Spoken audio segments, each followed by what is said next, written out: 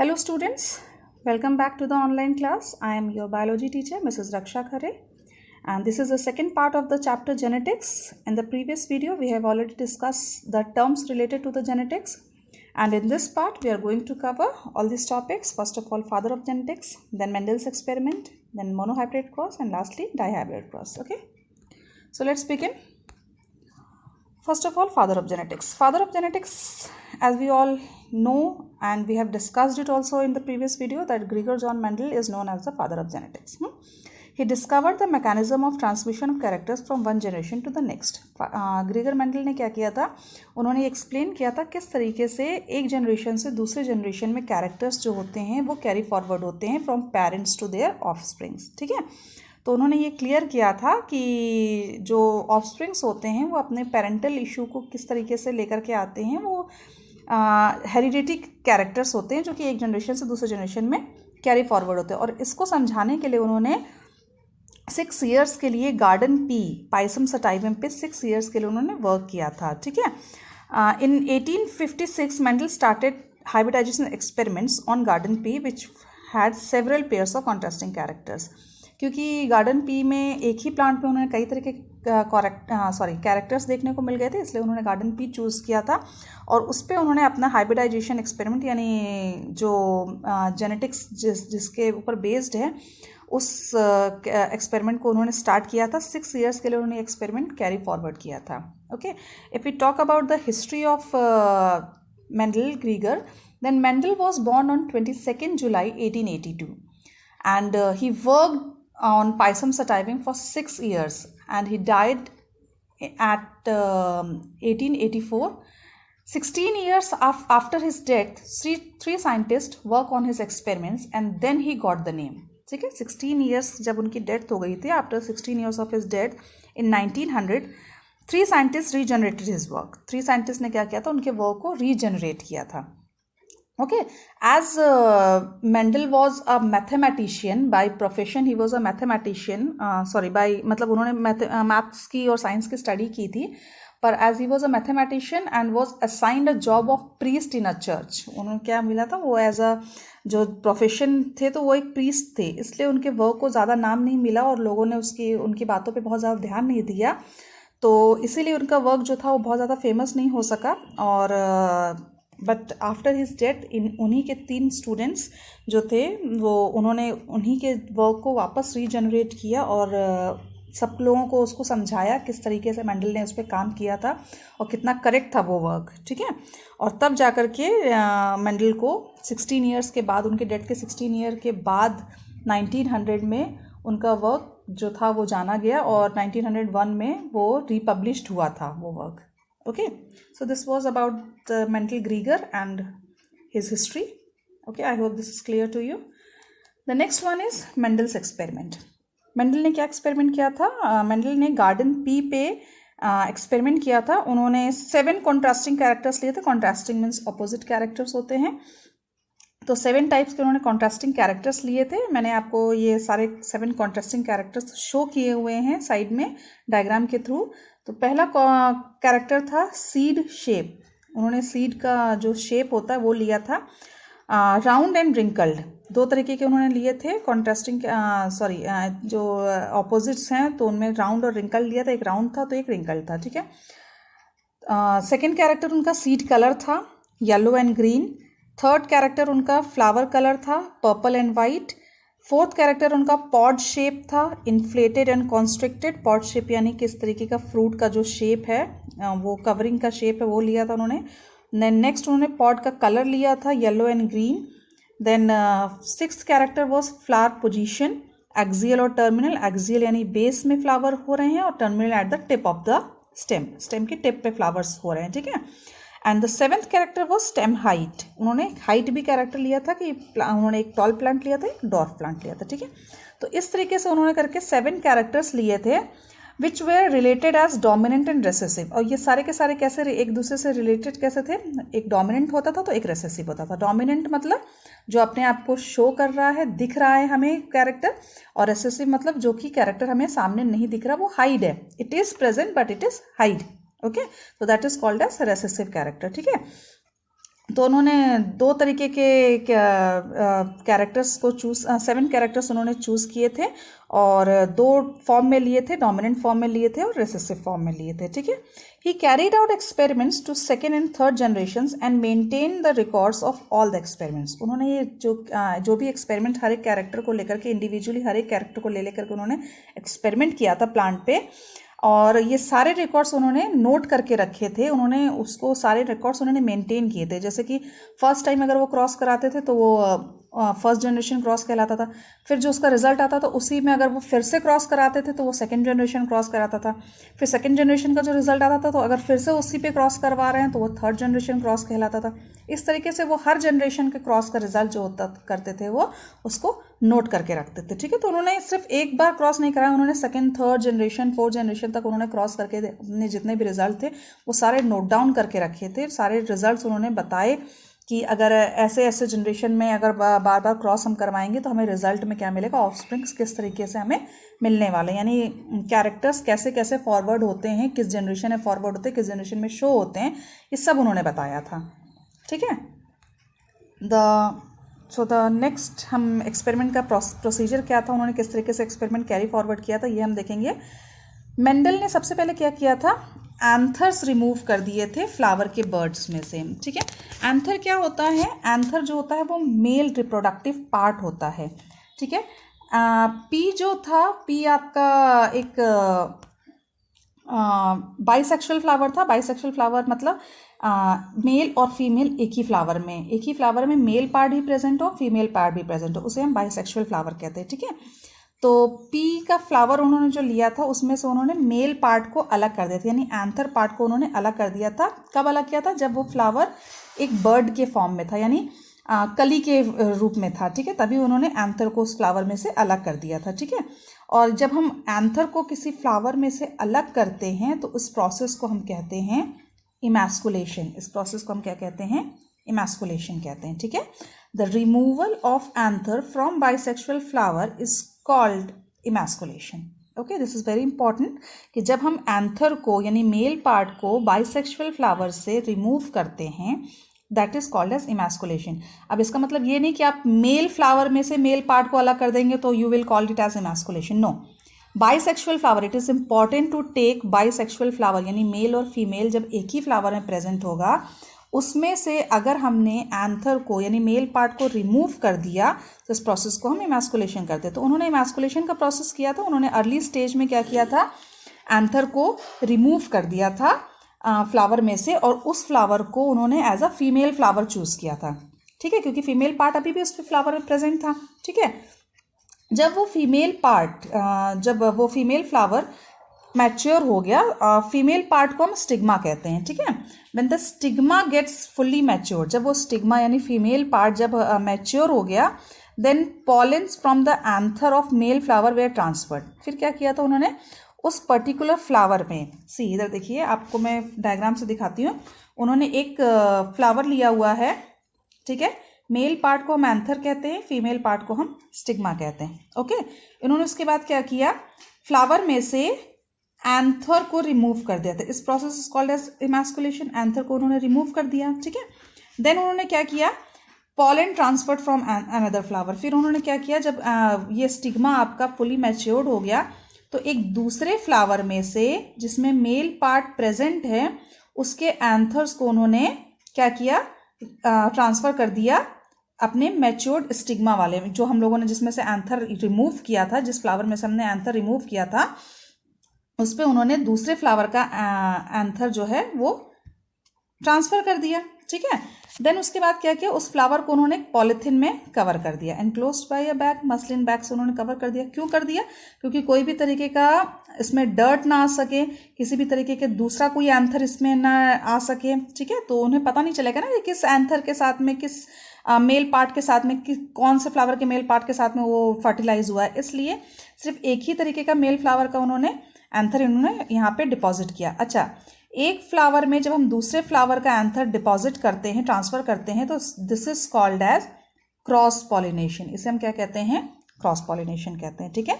यानी female flower में हमने मेल दूसरे फ्लावर का मेल पार्ट जब हमने ट्रांसफ़र किया तो this is called as cross pollination, क्योंकि ये दो अलग अलग फ्लावर से हो रहे हैं, ठीक है ना। तो this is called as cross pollination, ठीक है।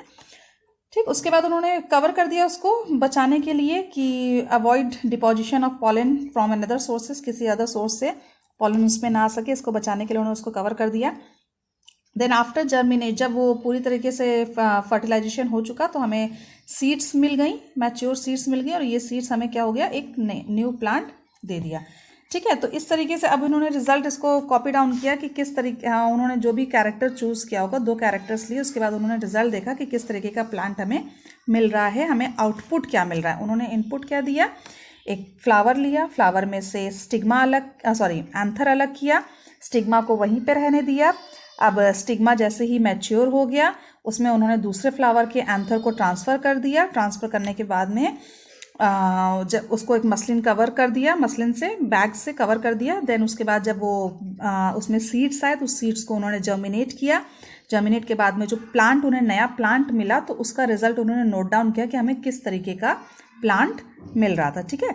तो this was whole procedure for Mendel's experiment. Okay, I hope this is clear to you. The next topic is reason for choosing Pisum sativum. उन्होंने पाइसम सटाइवम यानी garden pea ही क्यों choose किया था? Because it completes its life cycle in 3 और 4 weeks. Life cycle बहुत जल्दी complete कर लेती है, 3 और 4 वीक्स में ही वो प्लांट से सीड से प्लांट बहुत जल्दी हो जाता है, ठीक है। It shows self and cross pollination, क्योंकि दोनों तरीके के पॉलिनेशन वो उसमें देख सकते थे, इसलिए बहुत ईजी था, उन्हें किसी और प्लांट के ऊपर डिपेंड नहीं होना था।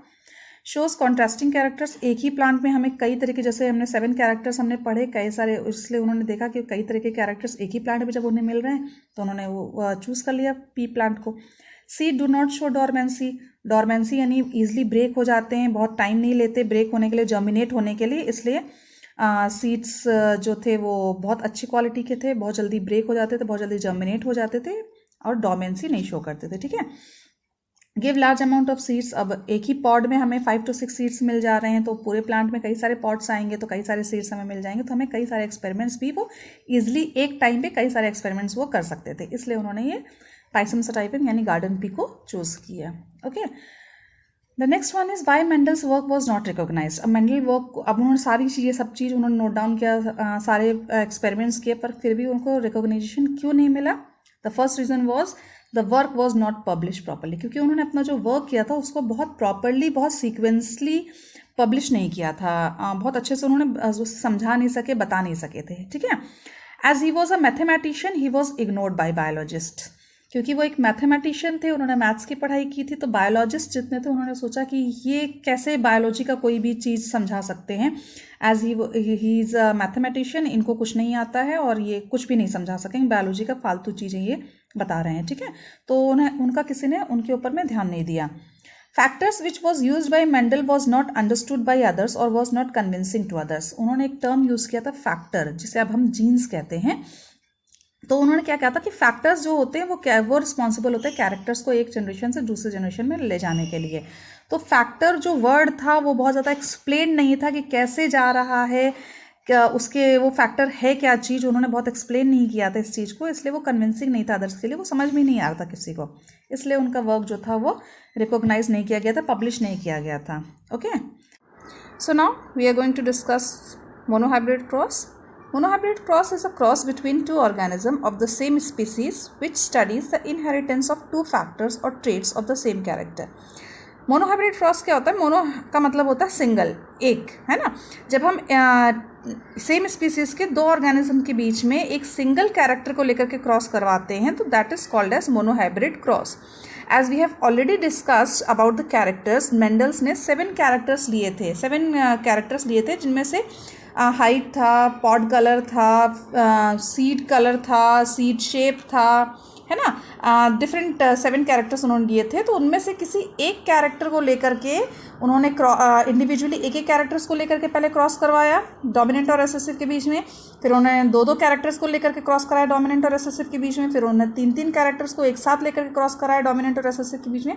इस तरीके से उन्होंने कई तरीके के क्रॉस कराए. जब उन्होंने इंडिविजुअली एक कैरेक्टर को 7 में से सिर्फ एक कैरेक्टर को लेकर के क्रॉस कराया डोमिनेंट और रिसेसिव के बीच में, तो उस क्रॉस को उन्होंने नाम दिया मोनोहाइब्रिड क्रॉस। ठीक है, तो मोनोहाइब्रिड क्रॉस में हम सिर्फ एक कैरेक्टर को लेते हैं।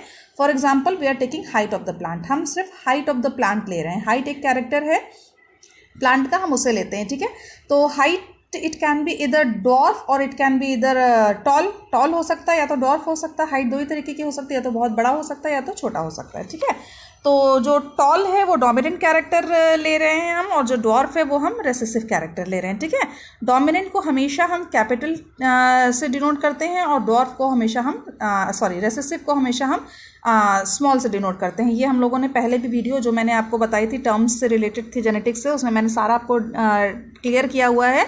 आप उसको अच्छे से पढ़िएगा कि क्या डोमिनेंट क्या होता है, रेसेसिव क्या होता है। सो डोमिनेंट को हमेशा हम कैपिटल से डिनोट करते हैं, रेसेसिव को हमेशा हम शॉर्ट से स्मॉल लेटर से डिनोट करते हैं। ठीक है, तो हमने क्या लिया हुआ है, कैपिटल टी हमने एक टॉल प्लांट लिया हुआ है और एक हमने शॉर्ट प्लांट लिया हुआ है। ठीक है ना, जब हम इसके गैमेट्स की बात करेंगे तो कैपिटल टी का गैमेट हो जाएगा टी, और स्मॉल टी का गैमेट हो जाएगा स्मॉल टी। ठीक है, जब इन दोनों के बीच में हम क्रॉस करा रहे हैं तो हमें जो F1 जनरेशन में रिजल्ट मिल रहा है, क्योंकि पहला क्रॉस है तो हम F1 जनरेशन देंगे, तो हमें जो रिजल्ट मिल रहा है वो आपका कैपिटल टी स्मॉल टी है। कैपिटल टी स्मॉल टी को, यानी दोनों अलग अलग एलिल्स एक साथ आ रहे हैं, तो हम इसको हेट्रोजाइगस कहते हैं। ठीक है, मैंने पहले ही बताया हुआ है कि अगर दोनों एलिल्स सेम हैं, इधर दोनों कैपिटल हैं या दोनों स्मॉल हैं, तो हम इसे होमोजाइगस कहते हैं और वो प्योर होते हैं। और अगर दोनों बिल्कुल डिफरेंट हैं, एक स्मॉल एक कैपिटल है, तो हम इसे हेट्रोजाइगस कहते हैं। ठीक है, और हेट्रोजाइगस के कंडीशन में क्या होता है, हमेशा जो डोमिनेंट वाला कैरेक्टर होता है वो हमेशा शो होता है, हमेशा दिखता है। ठीक है, तो कैपिटल टी और रिजल्ट में जो हमें कैपिटल टी स्मॉल टी नहीं है, हेट्रोजाइगस टाइप का जो रिजल्ट हमें मिल रहा है, हेट्रोजाइगस टाइप का रिजल्ट जो हमें मिल रहा है, इसमें क्या है, क्योंकि कैपिटल टी प्रेजेंट है तो हमें शो क्या होगा, डोमिनेंट कैरेक्टर यानी टॉलनेस। तो प्लांट जो हमारे नेक्स्ट जनरेशन में आएंगे, F1 जनरेशन में, उसका रिजल्ट जो होगा ऑफस्प्रिंग का, तो क्या होगा, वो आपके सारे प्लांट्स कैसे होंगे, टॉल होंगे। ठीक है, यहाँ पे एक फ्लावर के कलर से लेकर के, नेक्स्ट में देखिए फ्लावर के कलर से लेकर के दिखाया गया है। हम एक पर्पल कलर का फ्लावर ले रहे हैं, एक वाइट कलर का फ्लावर ले रहे हैं। पर्पल आपका डोमिनेंट है और वाइट आपका रेसेसिव कैरेक्टर है। ये मैंने आपको पहले ही बताया हुआ है कौन सा रेसेसिव है, कौन सा आपका डोमिनेंट है, जब हमने मैंडल्स के कैरेक्टर्स को पढ़ा था, है ना।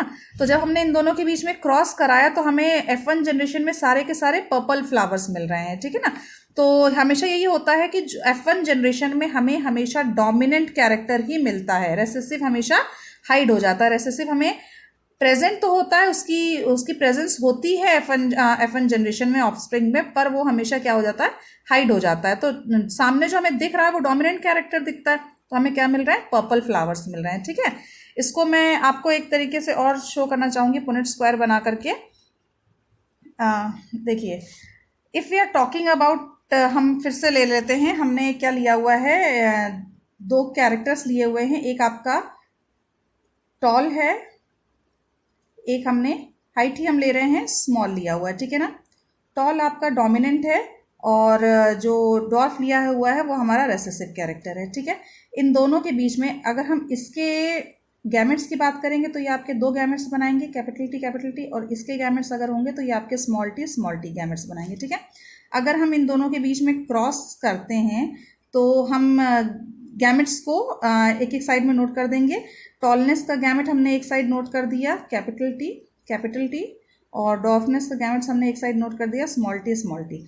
जब हम इन दोनों के बीच में क्रॉस कराएंगे कैपिटल टी और स्मॉल टी के बीच में, तो हमें रिजल्ट मिलेगा capital T small T. Then again हम कैपिटल टी स्मॉल टी के बीच में क्रॉस कराएंगे, देन अगेन हमें यही सेम रिजल्ट मिलेगा, फिर से हमें वही सेम रिजल्ट मिल रहा है। ठीक है, हमें चारों में क्या मिल रहा है, सेम रिजल्ट मिल रहा है। जितने भी हमारे पुनेट स्क्वायर हैं तो हमें क्या मिल रहा है, capital T small T, capital T small T, capital T small T, capital T small T.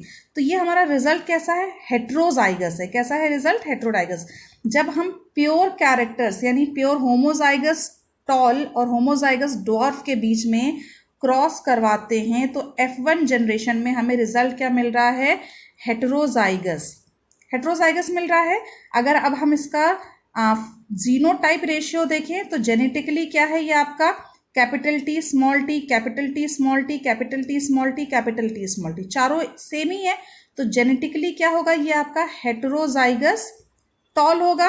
आपको सारे के सारे टॉल हेट्रोजाइगस टॉल मिल रहे हैं, तो 4 आपको हेट्रोजाइगस टॉल मिल रहे हैं और स्मॉल आपको एक भी नहीं मिल रहा है, ठीक है।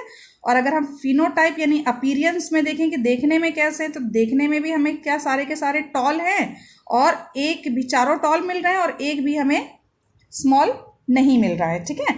तो अगर हम F1 जनरेशन में फिनोटाइप और जीनोटाइप रेशियो देखेंगे तो जेनेटिकली जो अलील्स हमें मिल रहे हैं यानी कैपिटल टी स्मॉल टी जो मिल रहा है हमें, वो क्या है, वो आपका हेटेरोजाइगस है।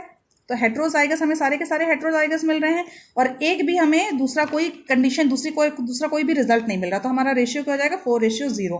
और फिजिकली अगर हम देखें, देखने में कैसे हैं, वो सारे के सारे टॉल होंगे। क्यों टॉल होंगे? क्योंकि हमेशा डोमिनेंट कैरेक्टर हमें दिखता है और रेसेसिव कैरेक्टर छुप जाता है। तो क्योंकि हमें डोमिनेंट कैरेक्टर दिख रहा है यानी टॉलनेस का वाला कैरेक्टर दिख रहा है, तो हमें प्लांट देखने में कैसा लगेगा, टॉल लगेगा। तो एक भी हमें डॉर्फ प्लांट नहीं दिखेगा क्योंकि सारे के सारे सेम हैं आपके, है ना। तो इसलिए फिनोटिपिक रेशियो भी क्या हो जाएगा 4:0 यानी सारे के सारे टॉल और एक भी डॉर्फ नहीं है। तो ये आपका हेटेरोजाइगस टॉल हो जाएगा और ये देखने में कैसा रहेगा, ओनली टॉल। ये आपका कैसा रहेगा, फिनोटाइप रेशियो क्या हो जाएगा, टॉल आ गया, ठीक है। ये आपका F1 जनरेशन में हो गया। F2 जनरेशन की अगर हम बात करें तो F2 जनरेशन में हम क्या करते हैं, F2 जनरेशन में हम सेम एक जो जनरेशन में हमें जो प्लांट मिले हैं, ये आपके 4 कैपिटल टी स्मॉल टी यानी 4 हेट्रोजाइगस टॉल मिले, इन्हीं 2 को प्लांट को हम ले लेंगे और इनके बीच में क्रॉस कराएंगे F2 जनरेशन में, ठीक है। तो F2 जनरेशन में क्या होता है, F2 जनरेशन में सेल्फिंग होती है यानी उस फर्स्ट जनरेशन के 2 प्लांट्स को लेकर के हम आपस में क्रॉस कराते। तो हमें फर्स्ट जनरेशन में क्या मिला था, हेट्रोजाइगस टॉल, और फिर हम हेट्रोजाइगस टॉल वैसे ही दूसरे प्लांट के बीच में क्रॉस करवाएंगे, ठीक है। तो इसका गैमेट क्या हो जाएगा, कैपिटल टी स्मॉल टी, और इसका गैमेट क्या हो जाएगा, कैपिटल टी स्मॉल टी, ठीक है। ये इसके गैमेट्स हो गया। अब इनके बीच में अगर हम क्रॉस कराएंगे तो सी कैसा क्रॉस बनेगा, ये देखिए, ये एक गैमेट को हमने एक साइड में रखा अब हमारा, और दूसरे गैमेट को, दूसरे पेरेंट के गैमेट को हमने एक साइड रखा, ठीक है। ये हमारे गैमेट्स हैं। अब इनके बीच में अगर हम क्रॉस कराएंगे तो capital T cross capital T आपका टी आएगा, फिर स्मॉल टी कैपिटल टी आपका स्मॉल टी कैपिटल टी आ जाएगा, फिर कैपिटल टी स्मॉल टी आपका कैपिटल टी स्मॉल टी आएगा, फिर स्मॉल टी आपका स्मॉल टी आएगा, ठीक है। तो आपको इसमें F2 में देखने में क्या हो रहा है, कुछ डिफरेंट रिजल्ट मिल रहा है, ठीक है। जब हम सेल्फिंग कराते हैं तो हमें रिजल्ट क्या मिलता है, कुछ डिफरेंट मिल रहा है, ठीक है। रिजल्ट क्या मिल रहा है आपको, देखिए, एक तो आपका कैपिटल टी एक आपका कैपिटल टी यानी एक आपका क्या हो रहा है, completely tall plant. Capital T आपको क्या था, कंप्लीटली टॉल प्लांट मिल रहा है, ठीक है। दूसरा क्या है आपको, स्मॉल टी कैपिटल टी, ठीक है, स्मॉल टी कैपिटल टी मिल रहा है। तो ये क्या होगा आपका, क्योंकि एक कैपिटल टी इसमें प्रेजेंट है तो ये प्लांट आपका कैसा रहेगा, टॉल रहेगा, पर क्योंकि स्मॉल टी भी प्रेजेंट है तो हेट्रोजाइगस टॉल हो जाएगा, ठीक है। और थर्ड में भी देखिए कैपिटल टी और स्मॉल टी है, तो क्योंकि कैपिटल टी प्रेजेंट है तो आपका प्लांट टॉल रहेगा, क्योंकि स्मॉल टी प्रेजेंट है तो ये आपका क्या हो जाएगा, हेट्रोजाइगस टॉल। तो हेट्रोजाइगस टॉल आपके 2 हो गए, तो 2 आपके हेट्रोजाइगस टॉल हो गए, और एक आपका क्या हो गया, कंप्लीटली डॉर्फ प्लांट हो गया, प्योर डॉर्फ प्लांट, यानी इसमें किसी भी तरीके का कोई मिलावट नहीं है। तो ये क्या हो गया आपका, प्योर डॉर्फ प्लांट हो गया। तो ये आपका होता है जीनोटाइप रेशियो। ये आपका क्या कहलाएगा, जीनोटाइप रेशियो कहलाएगा। अगर हम फिनोटाइप रेशियो की बात करें तो फिजिकली देखने में कैसे हैं, एक आपका कंप्लीटली टॉल प्लांट है, ठीक है, दूसरा आपका भी टॉल प्लांट है पर हेट्रोजाइगस है, तो देखने में तो हमें हेट्रो और होमो से कोई मतलब नहीं, देखने में तो हमें टॉल ही मिल रहा है। तीसरा प्लांट भी हमें टॉल मिल रहा है, तो और चौथा प्लांट हमें छोटा डॉर्फ मिल रहा है। तो हमें 3 प्लांट हैं जो हैं 1, 2 और 3 प्लांट्स हमें क्या मिल रहे हैं, टॉल मिल रहे हैं, और एक प्लांट हमें क्या मिल रहा है, डॉर्फ मिल रहा है। तो फिनोटाइप यानी जो हमें अपीयरेंस वाइज जो हमें रेशियो मिल रहा है वो क्या है, 3 टॉल प्लांट हो गए और एक डॉर्फ प्लांट हो गया, ठीक है। और जेनेटिकली हमें क्या है, एक हमें होमोजाइगस टॉल मिल रहा है, 2 हमें हेटेरोजाइगस टॉल मिल रहे हैं, और एक हमें होमोजाइगस डॉर्फ मिल रहा है, ठीक है।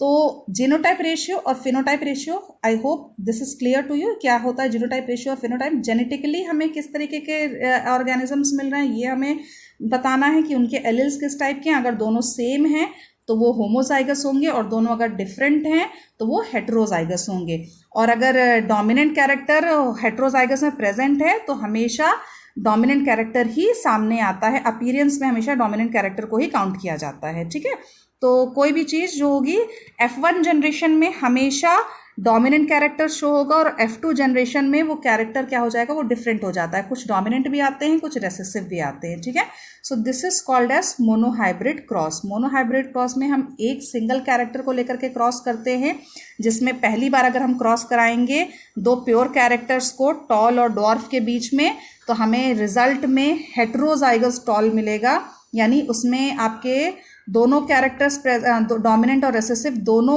अलील्स प्रेजेंट होंगे, पर हमें शो करेगा सिर्फ डोमिनेंट कैरेक्टर यानी टॉलनेस का। ठीक है, और जब हम इसकी सेल्फिंग कराएंगे यानी F2 जनरेशन में जब हम इसको आगे क्रॉस करवाएंगे तो हमें रिजल्ट में क्या मिलेगा, F2 जनरेशन में हमेशा हम सेल्फिंग कराते हैं, यानी उसी जनरेशन के प्लांट को उसी से क्रॉस करवाते हैं, तो हमेशा रिजल्ट हमें थोड़ा सा वेरिएशन, रिजल्ट में हमें वेरिएशन मिलेंगी, हमें दोनों तरीके के रिजल्ट मिलेंगे, हेटेरोजाइगस भी मिलेगा, होमोजाइगस भी मिलेगा, और आपको होमोजाइगस रेसेसिव भी मिलेंगे, होमोजाइगस आपको डोमिनेंट कैरेक्टर्स भी मिलेंगे। ठीक है, तो ये मिक्स रिजल्ट मिलता है हमें F2 जनरेशन में।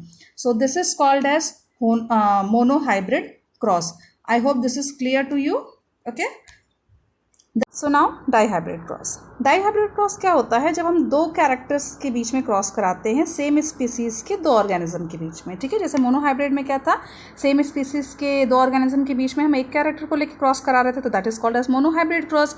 पर जब हम दो कैरेक्टर्स को लेकर के क्रॉस कराते हैं तो that is called as dihybrid cross. Di means two. ठीक है, तो जैसा कि आप डायग्राम में देख रहे हैं कि पेरेंट 1 और पेरेंट 2, पेरेंट 1 में हमने लिया हुआ है राउंड येलो कॉटिलेडॉन, और पेरेंट 2 में हमने लिया हुआ है रिंकल्ड ग्रीन कॉटिलेडॉन। राउंड और येलो, ठीक है, पेरेंट 1 में हमने दो कैरेक्टर लिए हैं, एक राउंड लिया है, एक येलो लिया है। ठीक है, और पेरेंट 2 में हमने दो कैरेक्टर लिए हैं, एक रिंकल्ड लिया है, एक ग्रीन लिया है। दोनों ही सेम प्लांट है, पी प्लांट है, एक ही स्पीशीज़ के हैं, पर दो कैरेक्टर हैं। एक कैरेक्टर हमारा राउंड यानी सीड का शेप लिया हुआ है हमने, कॉटिलेडॉन जो है वो सीड कहलाता है, तो सीड का हमने शेप लिया हुआ है, और दूसरा हमने सीड का कलर लिया हुआ है। ठीक है, तो राउंड और येलो यानी सीड का हमने शेप और कलर दोनों चीज़ ली हुई है। तो ये आपका क्या हो गया, दो कैरेक्टर्स हो गए, एक तो आपका शेप हो गया सीड का, और दूसरा हो गया आपका सीड का कलर हो गया। ठीक है, तो हमने शेप को कैपिटल R से डिनोट किया है और कलर को कैपिटल Y से डिनोट किया है। ठीक है, वैसे ही रिंकल्ड को हमने स्मॉल r से डिनोट किया है, और कलर को ग्रीन कलर को हमने स्मॉल y से डिनोट कर दिया। ठीक है, फिर F1 जनरेशन में जब हम इनके बीच का क्रॉस कराते हैं तो हमें क्या मिलता है, सारे के सारे ऑल राउंड येलो कॉटिलेडॉन्स मिल रहे हैं, यानी क्या है, आपका डोमिनेंट कैरेक्टर सामने आ रहा है। हमने F1 मोनोहाइब्रिड क्रॉस में भी ये डिस्कस किया था कि F1 जनरेशन में हमेशा हमें डोमिनेंट कैरेक्टर ही सामने देखने को मिलता है। तो डोमिनेंट कैरेक्टर हमारा क्या है, राउंड येलो कॉटिलेडॉन है, तो सारे के सारे राउंड येलो कॉटिलेडॉन्स मिल रहे हैं। पर अगर हम जेनेटिकली देखें तो capital R small r capital Y small y, यानी दोनों पेरेंट्स का मिक्सचर है ना, दोनों पेरेंट्स का मिक्सचर है। क्या है, कैपिटल भी है स्मॉल भी है, तो ये आपका क्या है, हेटेरोजाइगस टाइप का। कैसा है, हेटेरोजाइगस टाइप का। तो F1 जनरेशन हम देख लेते हैं किस तरीके से क्रॉस होता है ये F1 जनरेशन। ठीक है, ये देखिए यहाँ पे मैं आपको करके दिखाती हूँ किस तरीके से F1 generation and capital Y, इसको हमने क्रॉस करवाया हुआ है small r small r small y small y। ठीक है, यानी राउंड येलो कलर को हमने क्रॉस कराया है रिंकल ग्रीन कलर से। ठीक है, राउंड येलो कलर को हमने क्रॉस कराया रिंकल ग्रीन कलर से। ठीक है, तो अब हमारा क्रॉस, इसका अगर गैमेट्स हम देखें तो कैसा बनेगा, एक तो आपका कैपिटल R कैपिटल Y, ये गैमेट बनेगा। ठीक है, फिर दूसरा भी आपका यही बनेगा, कैपिटल R कैपिटल Y। फिर दूसरे वाले थर्ड गैमेट हमारा बनेगा capital R capital Y, and then fourth gamete हमारा बनेगा कैपिटल R कैपिटल Y। ये इसका गैमेट हो गया। अगर हम दूसरे पेरेंट का, ये पेरेंट 1 हो गया, अब पेरेंट 2 का अगर हम देखें तो किस तरीके से हमारे गैमेट्स बनेंगे, सी ईयर, ये मैं नीचे कुछ बना रही हूँ, ये और ये, तो ये आपका इस तरीके से बनेगा small r small y, then दूसरे वाले y के साथ में small r small y, then दूसरे r के साथ में पहला y small r small y, and then दूसरे r के साथ में दूसरा y small r small y। ठीक है, तो ये सारे के सारे गैमेट्स जो हैं वो आपके सेम बन रहे हैं।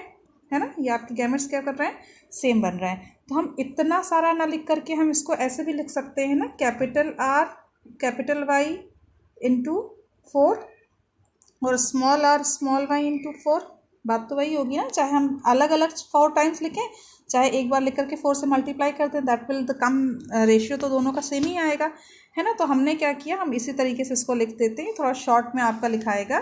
तो हमने क्या लिखा, कैपिटल, हमने फिर से वही गैमेट्स हम ले रहे हैं, capital parent 1 first parent multiplied by second parent को जब हम मल्टीप्लाई करेंगे तो हमारा रिजल्ट क्या आएगा, इसके जो गैमेट्स होंगे वो आपके इसके गैमेट्स ये होंगे, सॉरी मल्टीप्लाई, और इसके गैमेट्स आपके ये होंगे, ठीक है। अब इनको हमें क्या करना है, पुनेट स्क्वायर में लिखना है। तो पुनेट स्क्वायर में आपका अगर आप इसको लिखेंगे तो किस तरीके से आपका आएगा, capital R capital Y capital R capital Y capital R capital Y and fourth capital R capital Y, ठीक है। यहाँ पे भी हम दूसरे पेरेंट्स का, पेरेंट नंबर 2 का भी लिख लेंगे, small r small y small r small y small r small y small r small y, ठीक है। अब हम टेबल बना लेंगे,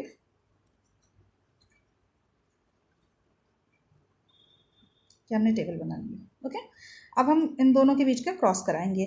तो आपका capital R small r capital R small r capital Y small y capital Y small y, ठीक है।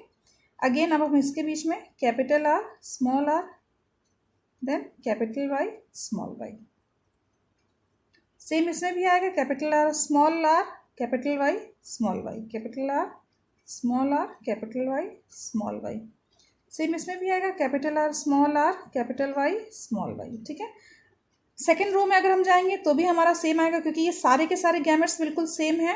तो हमारा ये पूरे 16 बॉक्सेस में क्या होंगे, रिजल्ट बिल्कुल सेम होंगे, है ना। तो F1 जनरेशन में जो हमें रिजल्ट देखने को मिल रहा है वो कैसा मिल रहा है, कैपिटल R, एक मिनट, जो हमें रिजल्ट देखने को मिल रहा है वो कैसा मिल रहा है, ये मैं बॉक्स आपने ध्यान से देख लिया तो इसको हम इरेज कर दे रहे हैं। तो हमें जो रिजल्ट देखने को मिल रहा था वो किस तरीके से मिल रहा है, इसका जो रिजल्ट है, इसका जो रिज़ल्ट है वो हमें इस तरीके से कुछ मिल रहा है, capital R small r capital Y small y, हाँ। और ये कितने टाइम्स है, 16 टाइम्स है, इंटू 16, ठीक है। ये 16 टाइम्स हमें 16 प्लान्स जो हैं वो इस तरीके के मिल रहे हैं, capital R small r capital Y और स्मॉल y। तो ये रिज़ल्ट क्या है, अब इसमें एक क्या है, ये डोमिनेंट है और ये डोमिनेंट है, ये रेसेसिव है और ये रेसेसिव है। तो हमें जो रिज़ल्ट मिलेगा तो डोमिनेंट कैरेक्टर हमें शो होंगे। तो जो प्लांट है वो हमें देखने में, यानी फिनोटिपिक कैसा, फिजिकली कैसा देखने को मिलेगा। अब क्योंकि एक आपका डोमिनेंट कैरेक्टर है इसमें प्रेजेंट है तो हमें कैसा मिलेगा, round and yellow, round and yellow. तो हमारा ये कैसा हो जाएगा, राउंड एंड येलो हो जाएगा। सारे के सारे जितने 16 प्लांट्स बनेंगे वो सारे के सारे कैसे रहेंगे, राउंड एंड येलो, पर हेट्रोजाइगस टाइप के। क्यों हेट्रोजाइगस, क्योंकि इसमें आपके डोमिनेंट और रेसेसिव दोनों कैरेक्टर्स प्रेजेंट है, डोमिनेंट और रेसेसिव दोनों कैरेक्टर्स प्रेजेंट है, ठीक है। तो ये रेसेसिव राउंड एंड येलो कैसा हो जाएगा आपका, recessive round and yellow, round and yellow हो जाएगा आपका ये, ठीक है। अब क्या होगा, अब F1 जनरेशन में सारे के सारे 16 ऐसे ही मिल रहे हैं, तो इसका जो जीनोटिपिक रेशियो होगा वो क्या हो जाएगा, 16:0, और जो फिनोटिपिक रेशियो होगा वो भी आपका 16:0। कैसे, जीनोटिपिकली, जेनेटिकली अगर हम देखें तो हमें सिर्फ यही एक जीन्स मिल रहे हैं, capital R small r capital Y small y, है ना। पूरे 16 बॉक्सेस में सिर्फ हमें यही मिल रहा था, तो हमने इसको 16:0 कर दिया, ठीक है। अगर हम फिजिकली देखें तो सारे के सारे हमें कैसे मिल रहे हैं, recessive, heterozygous round and yellow, heterozygous round and yellow मिल रहे हैं, ठीक है। तो फिनोटिपली क्या होगा, वो हमारा कैसे देखने को मिलेगा, फिनोटाइप में कैसा अपीयरेंस रहेगा आपका, राउंड एंड येलो रहेगा, ठीक है। तो ये आपका क्या हो जाएगा, 16:0। आपके सारे प्लांट्स एक ही जैसे दिखेंगे, राउंड एंड येलो, तो ये भी आपका फिजिकली भी है, आपका रेशियो आपका 16:0 हो जाएगा, ठीक है। तो F1 जनरेशन में हमारा जीनोटाइप और फिनोटाइप जो रहेगा वो 16:0 रहेगा। और वैसे देखें तो रिजल्ट देखने में कैसा रहेगा हमारा, राउंड एंड येलो, पर ये जेनेटिकली ये हेट्रोजाइगस टाइप का रहेगा, मतलब डोमिनेंट रेसेसिव कैरेक्टर्स रहेंगे तो, पर वो दिखेंगे नहीं, ठीक है, पर एलिल्स जो हैं वो रेसेसिव कैरेक्टर के एलिल्स जो हैं वो जनरेशन में आ तो रहे हैं पर शो नहीं हो रहे हैं। ठीक है, क्लियर हो गया यहाँ तक। देन इसके बाद अब हम देखेंगे कि किस तरीके से आपका नेक्स्ट जनरेशन में, देखिए यहाँ पे भी सेम यही चीज़ आपको मैंने बताया कि यहाँ पे देखिए आपने क्रॉस करवाया हुआ है, आपने क्रॉस करवाया हुआ है capital R small capital Y और स्मॉल वाई के बीच में, तो हमें रिजल्ट क्या मिल रहा था, capital R capital Y small Y. और ये देखने में कलर भी देखिए दिया हुआ है, येलो कलर का है एंड ऑल राउंड येलो कॉटिलेडॉन्स। ठीक है, येलो कलर के सारे राउंड कॉटिलेडॉन्स, सारे राउंड सीड्स हमें मिल रहे हैं। ठीक है, देन इसके बाद जब हम वो इसको क्या करेंगे, हम सेल्फिंग कराएंगे, सेल्फ कराएंगे F2 जनरेशन, फिर से हम इसको क्रॉस करवाएंगे F1 जनरेशन में। जो हमें 16 प्लांट्स थी, हमें कितने मिले थे, 16 रेशो मिले थे। जो 16 प्लांट्स मिले थे उसमें से 2 प्लांट के बीच में हम वापस क्या करेंगे, फिर से क्रॉस कराएंगे, यानी round and yellow cotyledon, round and yellow cotyledon, same इनके बीच में हम क्रॉस कराएंगे। ठीक है, तो अब इसका गैमेट्स हम देखते हैं, इनके जब इनके बीच में हम क्रॉस कराते तो हमें गैमेट्स कैसे मिलेंगे, चलिए देखते हैं। तो हमारा क्या था, capital R capital R capital Y small Y. ठीक है, और फिर से हम क्रॉस करा रहे हैं कैपिटल आर कैपिटल वाई और स्मॉल वाई के बीच में। तो इसके गैमेट्स कैसे रहेंगे, अब ये दोनों पेरेंट सेम है, ये पेरेंट 1 है, ये पेरेंट 2 है। ठीक है, ये दोनों पेरेंट सेम है, तो हम एक का गैमेट देख लेंगे, दूसरा का गैमेट सेम वैसा ही रहेगा। ठीक है, तो एक का गैमेट ये और ये, तो ये हो जाएगा capital R capital Y.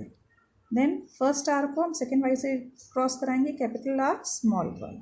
Then second R को हम फर्स्ट वाई से क्रॉस कराएंगे,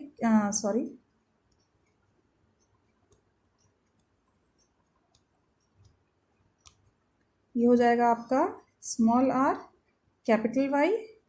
एंड देन सेकेंड आर को हम सेकेंड वाई से क्रॉस कराएंगे, तो ये हो जाएगा स्मॉल वाई स्मॉल आर। ठीक है, इसका भी सेम यही बनेगा। ठीक है, तो हम दोबारा नहीं लिख रहे हैं, तो ये आपके क्या हो गए, ये आपके गैमेट्स हो गए। इसको आपको टेबल के दोनों साइड में गैमेट्स को लिखना है। तो आप साइड में मैंने एक टेबल बनाई हुई है, पिक्चर बनी हुई है, जिसमें आप इजीली देख सकते हैं किस तरीके से दोनों साइड में देखिए दिया हुआ है, ये कैपिटल आर कैपिटल वाई। ठीक है, then capital R small Y. ठीक है, then small R small Y. ठीक है, then small R small Y, ये चीज़ है। And then small R capital Y, ये आपका ये चीज़ दिया हुआ है। ठीक है ना, तो ये चारों गैमेट्स वैसे ही, यहाँ भी साइड में हमने यही 4 गैमेट्स लिख लिए हैं, सेम वैसे ही। ठीक है, अब इनके बीच में क्रॉस जब कराया गया तो कैपिटल आर ये लिखा हुआ है, फिर कैपिटल वाई ये लिखा हुआ है। ठीक है, देन सेकेंड ब्लॉक में अगर आप आते हैं तो capital R then small R capital Y ये। ठीक है, देन थर्ड बॉक्स में अगर आप आते हैं तो स्मॉल आर और कैपिटल वाई, स्मॉल आर और कैपिटल वाई, कैपिटल आर ये हो गया, और स्मॉल वाई और कैपिटल वाई ये आपका हो गया। ठीक है, देन फोर्थ में आते हैं तो स्मॉल आर और कैपिटल आर ये लिखा हुआ है, एंड देन कैपिटल वाई और कैपिटल वाई ये, तो आपका ये चीज़ आ गया है ना। ऐसे ही आप सेकेंड रो में देखिए क्रॉस करके, तो आपको जो ये सेम जैसा लिखा हुआ है सेम वही रिजल्ट आएगा। आप अपनी कॉपी में इसको ट्राई करिए, क्योंकि it is not easy to draw a Punnett square of 2 characters और 3 कैरेक्टर्स, टेकिंग 2 और 3 कैरेक्टर्स। तो आपको बहुत प्रैक्टिस की ज़रूरत है किस तरीके से आपको क्रॉस करवाना है। एंड आप इसे रट नहीं सकते हैं, क्योंकि कैरेक्टर्स चेंज हो जाते हैं और हमें अल्फ़ाबेट्स चेंज करने पड़ते हैं, तो हम एक चीज़ को रट नहीं सकते हैं। ठीक है, तो आपको बहुत ध्यान से इसे क्रॉस कराना है, बहुत ध्यान से इसे देखना है किस तरीके से क्रॉस हो रहा है। मेथड मैंने क्लियर करने की कोशिश की, किस तरीके से आप गैमेट्स बनाएंगे, किस तरीके से आपको गैमेट्स बनाने हैं। गैमेट्स बनाने के बाद में आपको टेबल के दोनों साइड में ये गैमेट्स दे, देखिए यहाँ भी गैमेट्स लिखा हुआ है और यहाँ भी गैमेट्स लिखा हुआ है। ठीक है ना, गैमेट्स लिखने, फिर दोनों को एक एक करके आपको इसका इसके साथ में, फिर इसका इसके साथ में, फिर इसका इसके साथ में, इसका इसके साथ में, फिर फर्स्ट वाले का सेकंड के साथ में, ऐसे के साथ में आपको लिखते लिखते सारे प्रोसेस आपको करवा करके पूरा इसको फिल करना है। जब आप ये 16 बॉक्सेस फिल कर लेंगे तो आपको रिजल्ट क्या देखने को मिलेगा, रिजल्ट में आएगा आपका 9 जो होंगे वो आपके 9 आपके राउंड एंड येलो होंगे, 3 आपके राउंड एंड ग्रीन होंगे, 3 आपके round and wrinkled and yellow होंगे, और 1 आपका रिंकल्ड और ग्रीन होगा। आई रिपीट अगेन, इस पूरे बॉक्स के भरने के बाद में जो हमें रिजल्ट मिल रहा है वो कैसा है, 9 आपके राउंड येलो, 3 आपके राउंड ग्रीन, 3 आपके रिंकल्ड येलो और 1 आपका रिंकल्ड ग्रीन। इस तरीके का आपको रिजल्ट मिला। देखिए फिगर्स, सबके सामने फिगर्स बने हुए हैं, हम आपको काउंट करके दिखा देती हूँ मैं। राउंड येलो को पहले 1 2 3 4 5 6, देखिए 1 2 3 4 5 6 7 8 एंड 9, ये आपके राउंड येलो हो गए। ठीक है, राउंड ग्रीन को हम काउंट करते हैं, कितने होने चाहिए, 1 2 3, 3 हो गए, 3 दिया हुआ था यहाँ पे, है ना। एंड नाउ रिंकल्ड येलो को हम काउंट करते हैं, रिंकल्ड येलो 1 2 एंड 3, 3 दिया हुआ था रिंकल्ड येलो, है ना। देन अब हम रिंकल्ड ग्रीन को काउंट करते हैं, दैट इज 1 दिया हुआ था। ठीक है, 1 दिया हुआ है ना। तो हमने सारे, कोई भी चीज़ अब इसमें बची नहीं हुई है। आई होप आप ध्यान से देख रहे हैं, इसमें कोई भी चीज़ बची नहीं है, सब में मैंने ब्लैक टिक लगाया हुआ है। तो ये आपका पूरा रिजल्ट जो है, ये हमें देखने को, ऊपर से हमें देखने को समझ में आ रहा है कि कैसे सीड्स किस तरीके से हैं। तो हमारा फिनोटिपिक जो रेशियो हो जाएगा वो क्या हो जाएगा आपका, 9:3:3:1 क्या हो जाएगा फिनोटाइप, क्योंकि हमें सामने दिख रहा है ना कि राउंड येलो है, कि सीड राउंड येलो में है, कि सीड रिंकल येलो में है, कि राउंड ग्रीन में है, कि रिंकल ग्रीन में है। तो जो फिनोटाइप रेशियो, जो फिजिकल अपीयरेंस है वो कैसा रहेगा, 9 सीड्स हमें राउंड येलो की मिलेंगी, 3 सीड्स हमें राउंड ग्रीन की मिलेंगी, 3 सीड्स हमें रिंकल ग्रीन की मिलेंगी, रिंकल येलो की मिलेंगी, और 1 सीड हमें रिंकल ग्रीन की मिलेंगी। ठीक है, तो ये हमारा फिनोटिपिक रेशियो हो जाएगा। और अगर हम जीनोटाइप रेशियो की बात करें तो जीनोटाइप रेशियो आपका डिफरेंट है। यानी अगर हम देखें तो कैपिटल R और कैपिटल Y, एक बार हम इसको थोड़ा सा क्लियर कर लेते हैं, तभी आपको देखने में समझ में आएगा किस तरीके से है ना। हाँ ठीक है, तो कैपिटल R कैपिटल Y एक हो गया आपका 1, then capital R capital Y कहीं और आपको दिख रहा है, capital R capital Y capital R capital Y capital R capital R capital Y कहीं नहीं है। तो अब कैपिटल R कैपिटल Y आपका 1 हो गया। ठीक है, फिर सेकंड में जाएंगे तो ये आपका capital R capital Y capital R capital R capital Y small y, इस तरीके का आपको कहीं दिख रहा है, ये रहा, ये 2 हो गए। ठीक है, capital R capital R capital R capital R capital, ये कहीं नहीं है, तो ये आपका 2 हो गया। ठीक है, then capital R small r capital Y small y। ठीक है, इस तरीके का आपको देखने के, तो ये 1 हो गया, 1, ये 2, सॉरी ये नहीं है, ये आपका 2, ये आपका 3, ये आपका 4, ये आपके 4 दिए हुए हैं। ठीक है, सो इस तरीके से आपको सारा क्लियर, सारा कैलकुलेट करना है। डिफरेंट जेनेटिकली ये जीन्स आपको देखनी है, किस तरीके से ये जीन्स प्रेजेंट है, देख करके ये आपको पूरा रेशियो आपको निकालना है कितना होता है। ठीक है, तो ये रेशियो कुछ 1:2:4:4:3:2:1 कुछ करके आता है। और ये आप इजीली इसको कैलकुलेट कर सकते हैं। आप इसे कॉपी में करके देखिए कितना जेनेटिकली कितना रेशियो इसका प्रेजेंट है। So hope this is clear to you, किस तरीके से डाई हाइब्रिड क्रॉस होता है। तो डाई हाइब्रिड क्रॉस आपको क्लियर हो गया होगा। मोनो हाइब्रिड क्रॉस और डाई हाइब्रिड क्रॉस में डिफरेंस क्या होता है। मोनो हाइब्रिड क्रॉस में सिर्फ एक कैरेक्टर को लेकर के हम क्रॉस करते हैं 2 जनरेशन के लिए। फर्स्ट जनरेशन में जो genotypic ratio phenotypic ratio same होता है। F2 सेकेंड जनरेशन में जो हम इसको क्रॉस कराते हैं, सेल्फिंग कराते हैं, उसका रेशियो जो हो जाता है वो डिफरेंट हो जाता है। ठीक है, डाई हाइब्रिड क्रॉस में हम 2 कैरेक्टर्स को लेकर के क्रॉस करते हैं, और इसमें आपका F1 जनरेशन में जो क्रॉस होता है तो उसमें आपका सेम रेशियो आता है, फिनोटिपिक और जीनोटिपिक रेशियो सेम होता है, और डोमिनेंट कैरेक्टर्स ही शो होते हैं। और F2 जनरेशन में जैसे ही इसको क्रॉस कराया जाता है, ये आपका इसका रेशियो क्या हो जाता है, डिफरेंट हो जाता है, कुछ अलग सा आता है, और मिक्स रिजल्ट आता है इसमें भी। ठीक है, तो this was all about your Mendel's rules crosses, not Mendel's rules, this was your both crosses, dihybrid and monohybrid cross. In the next slide we are going to cover Mendel's rules and about human chromosomes. Okay, thank you, God bless you.